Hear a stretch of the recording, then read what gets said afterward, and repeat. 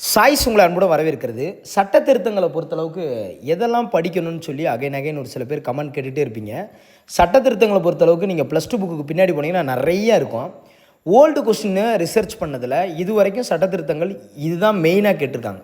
இந்த சட்ட திருத்தங்களை அப்படி ஸ்க்ரீன்ஷாட் எடுத்து வச்சுக்காங்க. இந்த சட்ட திருத்தங்கள் தான் எப்பயுமே கேட்டுக்கிட்டே இருக்காங்க. எப்படியாவது ரிப்பீட்டடாக இந்த சட்ட திருத்தம் இதில் இந்த ஹைன்னு போட்டிருக்கேன் பார்த்தீங்களா, இந்த 42 44, இந்த 61 69, 92 97 103, அப்புறம் 86 ஹைனா இது அதிகமான முறை கேட்டிருக்காங்க. திரும்ப ரிப்பீட்டடாக அதிகமான முறை கேட்டிருக்காங்க. மீதி இருக்கிற சட்ட திருத்தங்கள்லாம் ஒரு முறையோ 2 முறையோ கேட்டிருப்பாங்க. ஹைன்னு போட்டால் 3 முறை 4 முறைக்கு மேலே இந்த சட்ட திருத்தங்களை கேட்டுக்கிட்டு இருக்காங்க. இப்போ எப்படின்னா, சார் இந்த சட்ட திருத்தம் படித்தா போதுமா, மிச்சதெல்லாம் படிக்க வேணாமா அப்படிங்கிற ஒரு கேள்வி கேட்பீங்க. நான் என்ன சொல்கிறேன்னா, இந்த சட்ட திருத்தங்கள் தான் ரிப்பீட்டடாக டிஎன்பிசியில் கேட்டுக்கிட்டே இருக்காங்க. இந்த இது நம்ம எழுத போகிறது குரூப் 4 எக்ஸாம்.